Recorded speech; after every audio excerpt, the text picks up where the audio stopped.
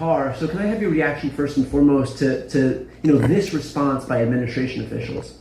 Look, I would totally understand it if they wanted to say, hang on, let's wait for an investigation to commence and for us to get all the facts in a fair and justifiable way. But what makes absolutely no sense to me is to look at a video, see clearly with your own eyes what is happening, and then try to create a different narrative entirely. I mean, they are trying to say that the ICE agent was acting in self-defense and that the victim was a domestic terrorist. That could not be further from the truth. Clearly, when you're going through a 1, 2, 3, even 4-point turn, you're backing up and trying to get out of there. Leave is the primary goal. Not hit somebody, not use force, not injure an agent or anybody else. The primary goal, in my mind, seemed to be getting out of there. And, if you watch the video, that's what ultimately happens. She leaves, and tragically... she didn't deserve to die.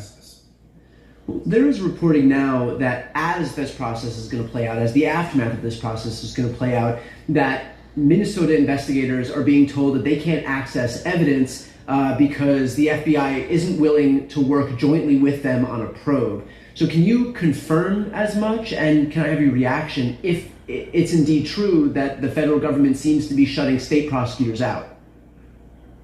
So that is my understanding. We learned the same thing a few hours ago. Our initial understanding was that the Bureau of Criminal Apprehension at the state level was going to conduct an investigation jointly with the FBI, only to learn this morning that the BCA in Minnesota was taken out of it. By the way, the BCA is not some weirdo, radical, crazy group or something that is going to have a result that is predetermined. This is a group that operates out of the state level, filled largely with people in law enforcement, but they've conducted fair investigations and come to different conclusions. In fact, they just collect evidence.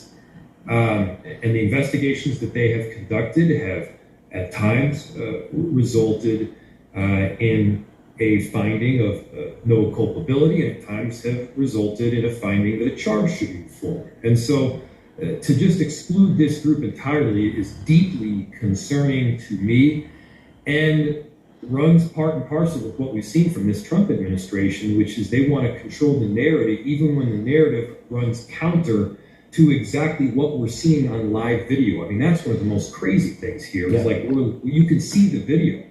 It's right there in front of you, and for them to create this garbage BS narrative from the get-go is problematic, to say the least. I heard what Kristi Noem was saying, and it struck me as someone that did not believe a word that she herself was saying. Do you have confidence that Pam Bondi's DOJ, Kash Patel's FBI is going to conduct a fair and proper investigation, especially in light of the fact that all of these administration officials, including Kristi Noem, including J.D. Vance, including the President of the United States, have already basically come out and offered their conclusion, which is that the ICE agent did nothing wrong, and in fact he was only defending himself in front of imminent risk or death. Yeah, that's obviously deeply concerning. I hate to pass judgment. The public is going to see when it's only commencing, but when you see an administration that doesn't seem to care about the facts and is running to their conclusion from the very get-go, no, that does not inspire confidence that you're going to get a result of justice. And justice, by the way, doesn't mean conviction. Justice means fairness.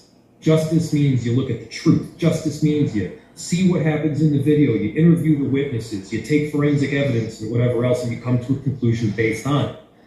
That's my concern right now, is that justice is not the primary goal. Narrative, chaos, and a whole lot of dysfunction seems to be the primary driver.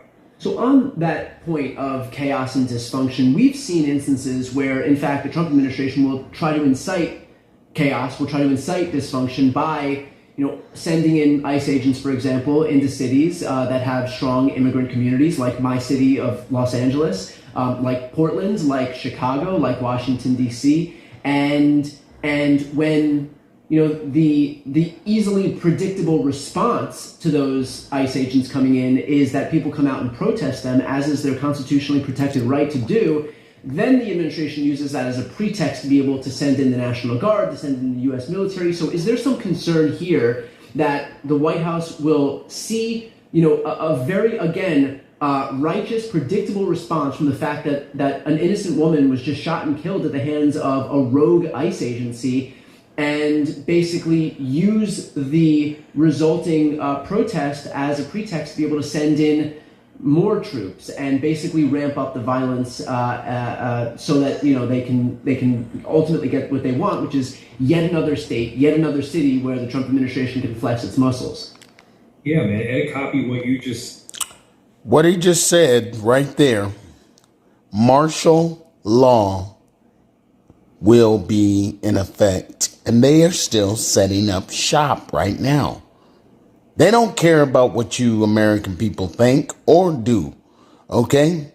Martial law is coming to a city near you.